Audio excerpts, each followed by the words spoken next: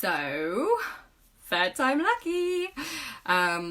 We are trying to connect with Maurice Hamilton, and I'm not sure quite why it's not connecting with him, but it's certainly having some issues right now, which is frustrating because Maurice is a fab person, and I really want to talk to him because his book has just launched, and it would be fabulous to be able to chat. So we are going to try another time to get in touch with Maurice, and if it doesn't work, I think we'll just have to admit defeat, and I'll see if anyone else wants to chat tonight about Niki Lauda.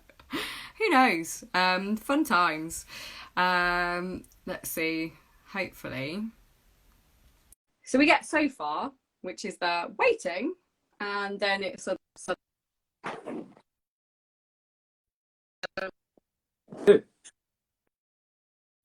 as if by magic. Hi, Jennie. There it is! We got there! Can you hear me? Hi. I can hear you. Can you hear me? Oh, yeah.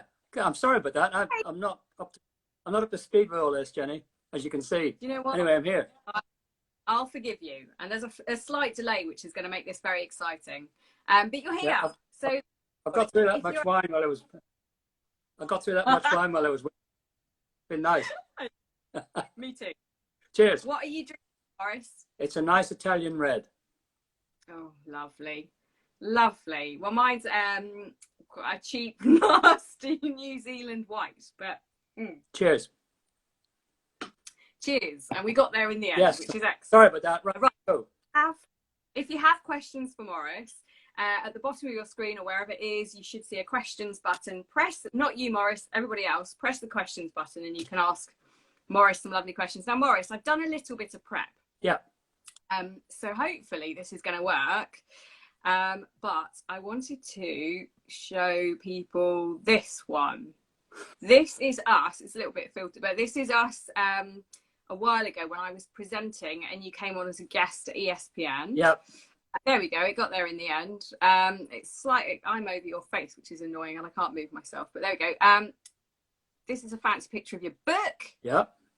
A little bit pixelated once again. I don't know why everything's pixelated, but there we go. And this is the man that we wanted to have a chat about. Yes. Niki. Yeah. That worked okay. Now I've got to work out how to get out of the live pictures. There we go. Put on. So, first and foremost, I have the book. Why did you want to write it, Maurice? I had no intention of doing it, Jennie. This time last year, no intention at all. Then he passed away on the 20th of May last year, so the anniversary coming up this week. And like everybody else, I read all the tributes to him, and I read the obituaries. And the thing that struck me was that the obituaries weren't just coming from where we would expect them in the sport. They were actually coming from beyond that. There were people who were writing about him who knew little or nothing about motorsport, but knew about Niki Lauda, knew this great name. And it was clear that his name resonated with a lot of people for all the things he'd done, from the comeback from the accident in '76, right through to winning the championship 3 times, then to running his airline, the big air crash in Thailand in '91, with Mercedes, Lewis Hamilton connection, all of that. But it was also clear that the guy he wasn't just a driver, or he wasn't just a manager, or he wasn't just an airline owner. He was a character. That was very clear. And I thought about it a bit more, and I looked at my library, and the last book in English about Niki had been in 1987, a book called To Hell and Back, a fantastic book. I remember at the time reading it and reading every word and loving it because it was so punchy at the time. But there hadn't been one in English since. So I thought, well, you know, there's a gap here because he's done a lot since 1987, a tremendous amount. And I thought, I wonder if we can put this together. And I spoke to my literary agent, David Luxton, and he had the same thought. And we straight away went out to a couple of publishers, and they were dead keen. I mean, really keen. So the name meant a lot to them. And in the end, we went with Simon & Schuster, who were absolutely enthusiastic about the whole thing. And at the end of the day, then there was a big tale to tell. And there's other things that happened. For example, I have an A to Z. I've been around for so long, 40 odd years. And before computers came in, we used to keep everything on an A to Z filing system, all my cuttings. And I'd forgotten about that because I haven't used it for years. So I thought, I wonder what I've got on Larder. And it wasn't just under L, there was actually a separate file for Nikki. And it was just full of cuttings from the period. I mean, just absolutely full of stuff. Interviews, going back to set, there's this interview here. I'll show you this one. This is a transcript of an interview he did with Brian Moore on television in January 1980. And the transcript is 10, 11, 12, 13 pages long. Now, I don't know why I transcribed that interview at that time, in 1980. I mean, I don't understand why I did that, but I did. In the same way, I kept all these cuttings. And I had a complete wealth of information in here on the guy. Apart from that, I had my own interviews, which I'd done with him. First one was in 1982. Another picture coming up. Can you see that? Let's see that. Oh, amazing. Look at that. So that is me in the pit lane in Detroit. There's Nikki. And I'm being introduced by Alan Henry, who's just hidden just behind here. Alan introduced me to Nikki in Detroit. And so we're in the middle of the pit lane between practice sessions, right? And I'm trying to set up an interview. And this is another, sorry, I'm digressing like crazy here. Oh, love it. But I'd said to Alan Henry knew Nikki really well because they'd grown up together in Formula 2 in the 70s. Alan was a trainee, was fighting his way up in motoring news. Nikki was fighting his way up in the cockpit, and they really gelled together. So I said to Alan, listen, Alan, I want to do an interview with Nikki. He's made to come back in 1982. Can you introduce me? And he said, sure, I'll do that, no problem. He said, word of warning. He said, he's likely to do this to you. He's likely to spring the interview on you straight away. So in other words, you're going to go and say, can I see you tomorrow morning or blah, blah, blah. He's likely to say, do it now. And sure enough, this is in between the free practice sessions on a Friday at Detroit, right? He's just got out of the car, he's talked to his engineer, and it's an open pit lane in Detroit, so it's completely crazy. There's bits of bodywork and cars and mechanics all pushing, trying to get by. And Alan introduces me, and I say, hello, I'm Maurice Hamilton, blah, blah. I'd like to do an interview. And he said, okay, start, now, go. And luckily, as you can see from the picture, I'm just getting my cassette recorder out of the bag. Oh, look. Yeah, because I have it here. I have it handy, and I've got the questions in my head. And I do the interview. And that's the first of many that we would do over the years. The last long one I did with him was at the Nürburgring. We sat down for nearly an hour in 2011. So I had all this, sorry, I'm getting around to answering your question eventually, but why did I do a book? And I had all this stuff. And I thought there's not just a book, there's a fantastic story in this. And I've got a lot of the information. And it's about a period that I loved anyway. So let's do it. And Simon and Schuster were saying, yeah, let's do it. The downside was they said, yeah, we'd love you to do it. Could we have it by the end of October, please? Right, okay. So that's why I went off the radar for about 6 months. I was just completely flat out doing that, but we got it done. And it's published now. So yeah, so that answers your question. Why did I do it? I felt the need was there, and it was something that I really wanted to do at the end, and I thoroughly enjoyed it, loved it. So I'm always intrigued because, funnily enough, I've never written a book. So did you have an idea when you put it together of what you wanted to achieve, of how the structure was going to come together, or does it kind of evolve as a living thing as you're going through? Good question. Going through all the cuttings that you saw, I just thought there's so much here, there's so many different aspects, and there's so many people I want to talk to. And in the end, I talked to 34 different people who either knew him, raced with him, worked with him, somebody from Laudair who worked with him, the drivers, and so on and so forth. So I had all that information. And what it was, I got a little notebook, and I just started to I made notes in this. And if you look at the front here, I had that problem that you just referred to, in that, and I coded all the various bits, so the family, his early days, Mercedes, Ferrari, and so on. And then when I got my cuttings, I color coded everything I was reading, because when you're writing, the last thing you want to do is you're busy in the flow and you want to get your hands on a quote for that thing. You don't want to spend time looking for it and you lose track. So I had everything sort of So I had to form a plan as I went along. Yeah. And do you have set hours that you always tend to work when you're in the middle of writing a book?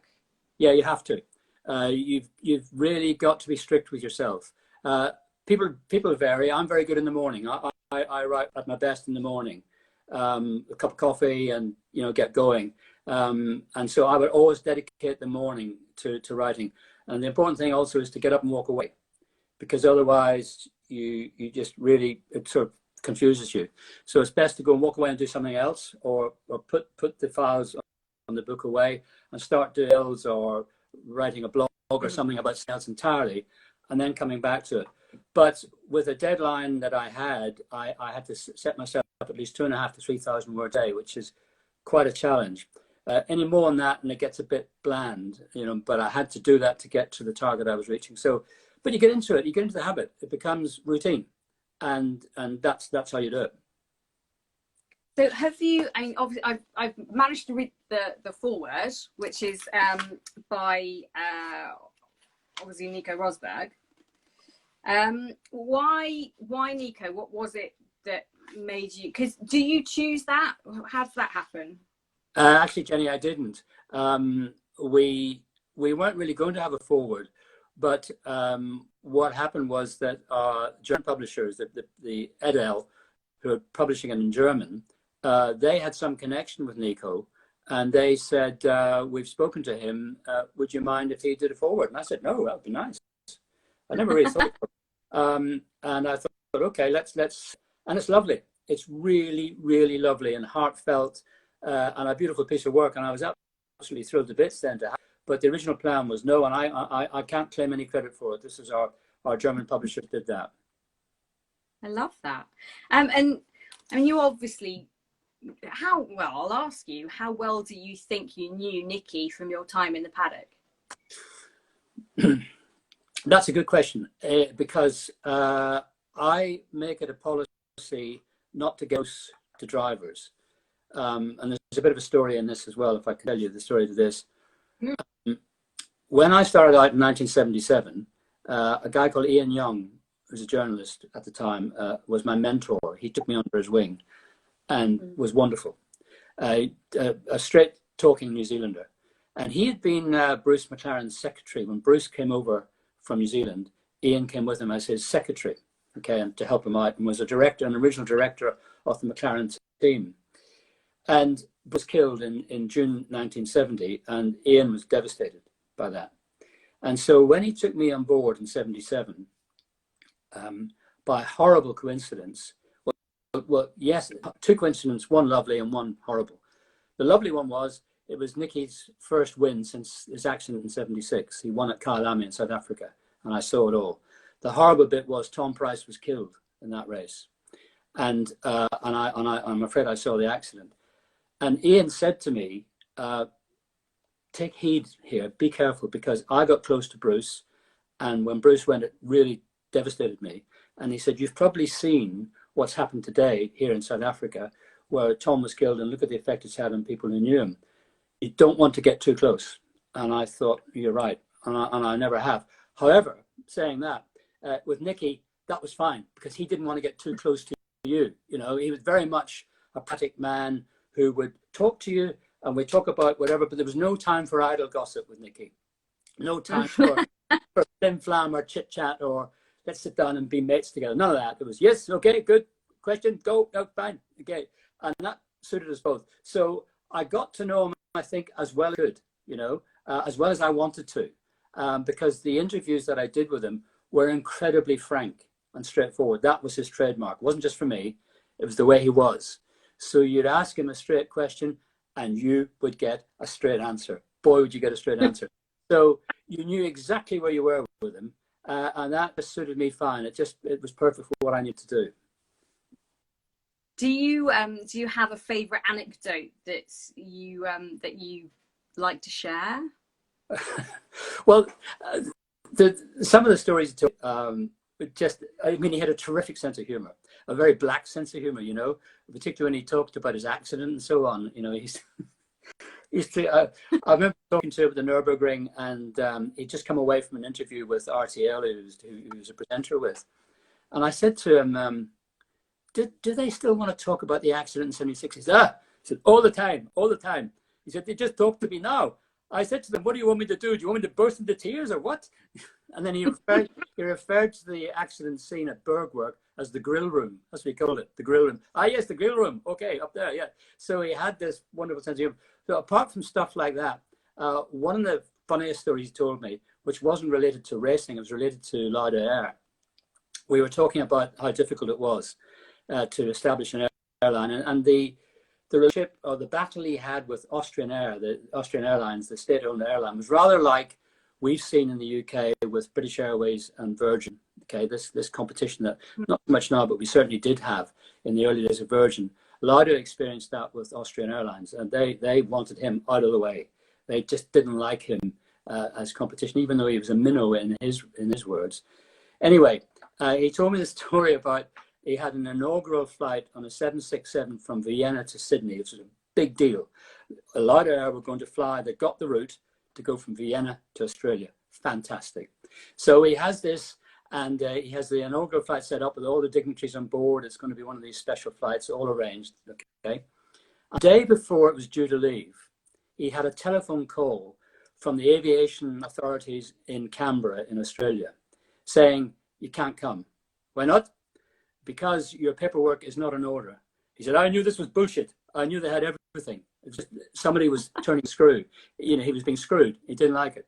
So he said, so I said to the guy, I have 232 people all ready to come on this inaugural flight. Very important.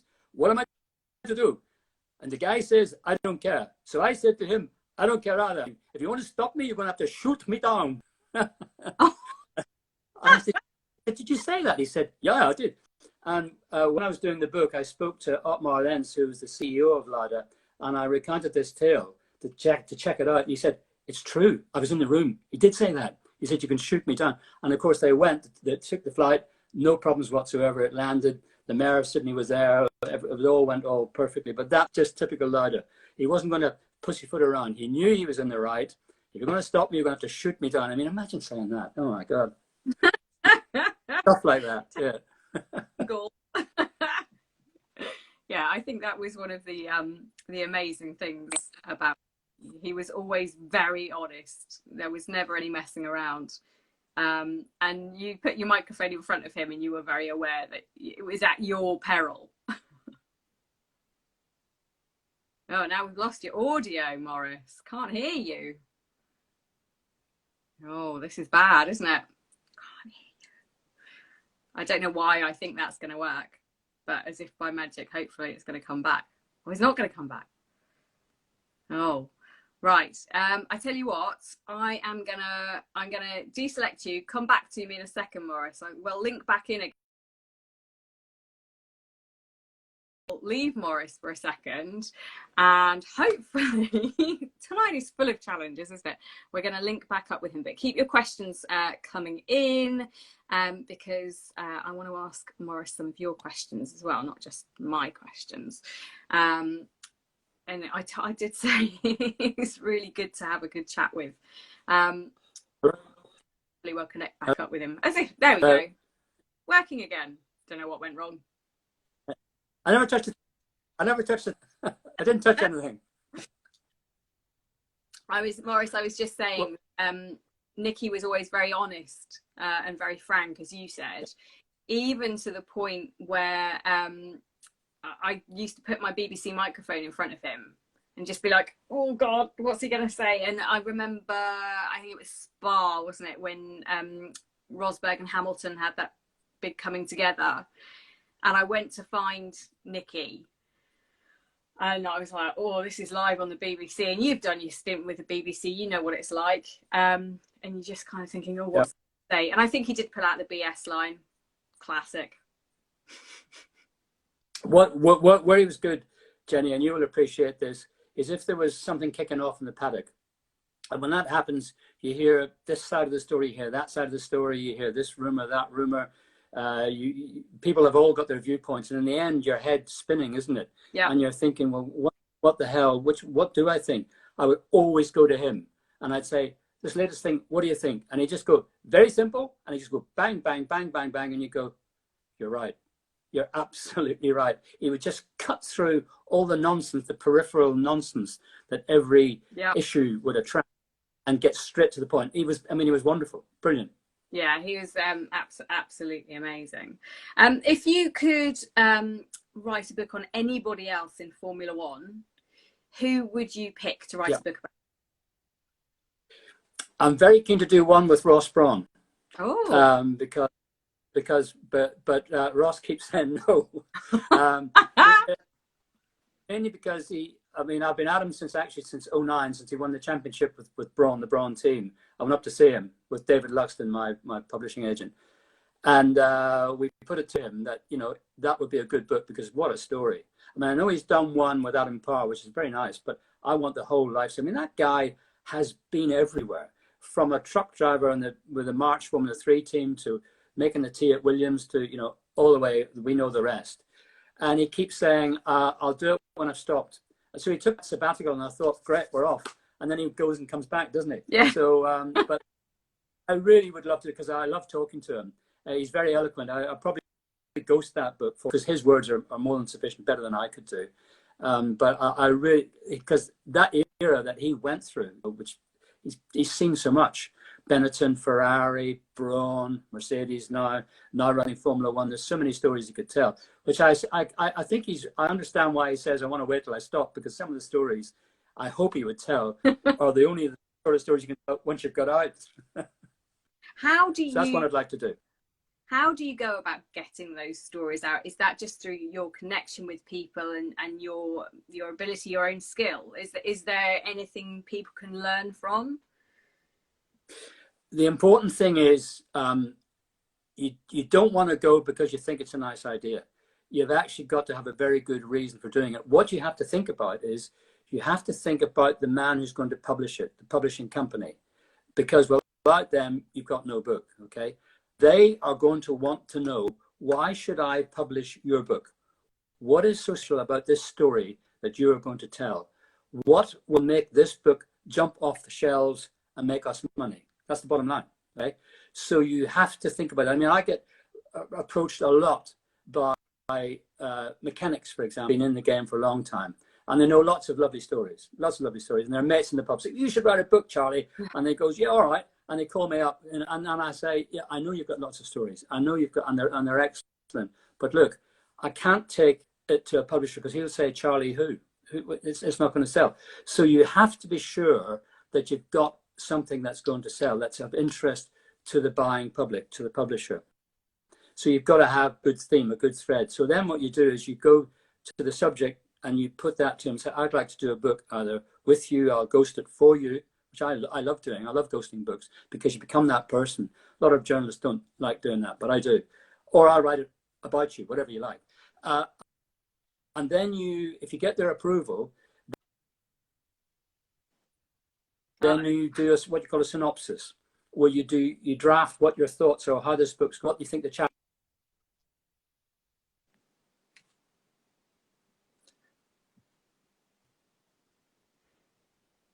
We can't hear you again. I don't know why, but we can't hear you, which is frustrating. I don't know why this keeps on playing up. Obviously, one of our internets isn't working particularly. Maurice again, and hopefully he'll link back up with us as if by magic again. I'm really sorry about this, guys. We haven't had one of these evenings so far, so we were due one, weren't we? And now we're definitely getting it. Let's see if we can hook back up with him, because his stories are good. Oh, Gordon's saying Toto's would be good once he is retired. Well, this is the problem. Corporate NDAs, non-disclosure agreements, have killed all the really good stories. He's back. Maurice, you're back. Sorry, you were just saying you like ghosting, and then you ghosted off. Yeah. Did I? Sorry, right, yes, I do. So you say, I'll either ghost the book for you, the story for you, or I'll write it on your behalf, whatever you want. And then once you've got the subject's approval, you then do a synopsis where you just outline what the book would be like, your thoughts are on it, do a chapter plan, and take it then. David Luxton then takes it around various pictures, and you hope then that one of them will say, oh yeah, this is great, and away you go. So that's, you have to plan it out. You have to have a good reason. So lots of people have been in touch asking questions, and Bob asked one saying, was there anyone you wanted to speak to for your biography of Niki Lauda that you couldn't get access to? Oh no, don't say you can't hear me now. You can't hear me, can you?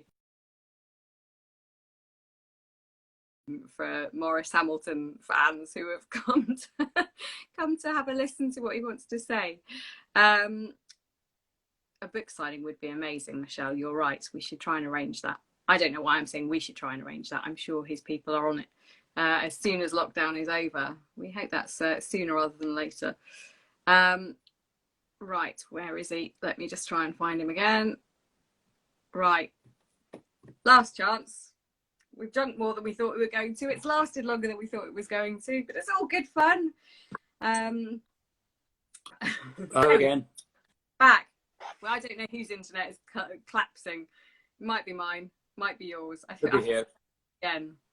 Can you hear me okay, Maurice? Yeah, I can hear you. Can you hear me? Okay, well, that's good. I can hear you fine, but you can't hear me now. Oh, dear. Right. I think, oh, he's saying, hang on a minute. We're just going to watch him go off somewhere. I know where he's going to go. Somewhere fun. I'm just going to put a couple of questions up while we're waiting. And see if there's anything that would be good to ask. Oh, here we go. There's one. Do you think Kyle Army will ever return to the F1 calendar? It's apparently 99% F1 ready. Wow, wouldn't that be amazing to get Kyle Army back? It's one of the places when someone asked me which circuit would I want to come back, that's one of the ones. Maurice, I'm assuming you still can't hear me. Once again. See if we can do it. Oh, what can you do, eh? Sometimes you just, oh, hang on a minute, there he is. Let's see if we can go live with him again. It could be that there's so many people online that we just can't get hold of him properly, but we'll connect one last time. Hi again. Oh, yeah, okay, we're here. Yes. Great.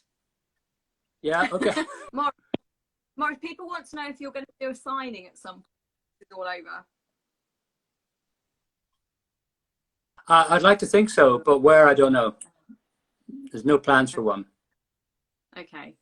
I've got a spinning wheel on my phone, which is possibly not great for you. But I just want to as well. We're talking about Kyle Army. Do you think it could come back? Oh, Maurice, this makes me sad. I'm guessing you can't hear me again. Right, Maurice, I'm going to say goodnight. I'm going to blow kisses and hang up. Both of us are going to send each other crazy. I tried. What can you do? Sometimes the internet just isn't designed to help you out in life. But his book is this one. It's called Niki Lauda, the biography. It's just come out, so you can order it. And we'll give it one more go. You can order it and get it from all your good bookshops. I'm so looking forward to reading mine, and I know my husband is as well. As you can tell from the plethora of books on the shelves, we love a decent book, and hopefully this is just going to be another one to add. Maurice, I'm going to give it one last try. One last try. Yes, I'm still here. I'm still here. Kyle, what do you reckon? Come back, Kyle Army? I'm not au fait with the political situation down there and how they are financially and so on. I really don't know. I wish I would. I love Kyle Army. Well, I love Kyle Army in its original form. The revised form, not quite the same, but the original form was fantastic. But I've got a lot of emotional attachment to it. First race as a professional in 1977, so it means a lot to me. You know, my first race was Canada in 2011. Yeah. And that was with you. Oh, right. We did. Yeah, that's I remember. The longest race in the history of F1. We got to spend it together. It's so lucky. Right, Maurice, thank you so much for joining us. We've had so many technical issues. I'm going to say goodnight to you, but people can follow you, and we'll catch up soon. So I'll say goodnight. Bye-bye.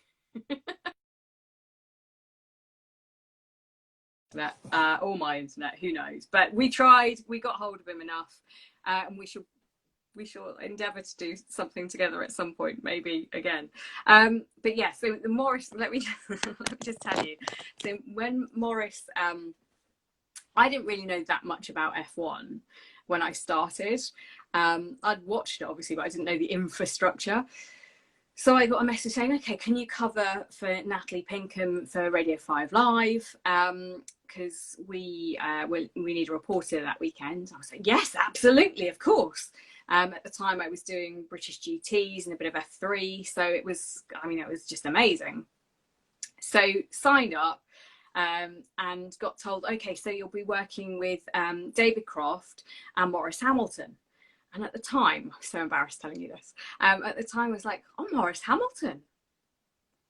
I don't know who Maurice Hamilton is, but I'm assuming that he's Lewis's dad, because obviously he's a Hamilton. So got on a plane, flew out there, and you kind of, Montreal, you land quite late. So I think it was definitely dinner time. So got to the hotel, chucked my stuff on the bed, turned around, and I got a message saying meet us at the diner. So went down to this diner with a producer called Jason, and walked in thinking, oh, this is exciting. I'm going to get to meet Crofty. That's great. And you know, Jason, I kind of bumped in a couple of times, and Lewis's dad. And I walked into this diner and was like, is that Lewis's dad? I feel maybe not so much. And from there on, Maurice and I have just had a blast on our F1 journey. I look up to him amazingly. He's just so knowledgeable and so balanced. And I had the same information when I started doing motorsport. I got told never make friends with drivers or riders if it's a bike sport, because you will inevitably end up getting hurt. And to cut a long story short, you do. And I think as a journalist anyway, you should keep a slight distance between yourself and the people that you're talking to. But sometimes it's pretty tough, especially when it's some of the younger guys and girls coming up, because you do form bonds with them. But you know in your heart of hearts, that's a really could be a really painful thing to do. So yeah, keeping your distance is one of those things where you should do it, but it's really hard sometimes. So I hope you've enjoyed tonight. It's been a bit of a weird one, but we tried. As I said, this is the book. Hopefully you will go out and get it, because Maurice's writing is just so beautiful, so fabulous. I'm sorry we had a few technical issues tonight, but thank you for sticking with us. And hopefully you're staying safe during lockdown, and let's see what the next week brings us. Will it be as crazy as last week? I think not. I think everyone's going to have a break now and a little rest, regroup, and see what the next crazy bit of news is. Will it be Alonso? Maybe. I love it. Love it. Might run a poll this week of who would like Alonso to come back and who thinks he will come back. Thank you, everybody, for joining me. Have a safe week, as I said, and we shall speak soon. Hopefully back next week, Monaco week. Oh, and it's my birthday this week. So I don't know what I'm going to get. I don't know what I'm going to do. But when I see you next, I will be a year older. That's scary, isn't it? Take care, everybody, and I'll speak soon. Bye-bye.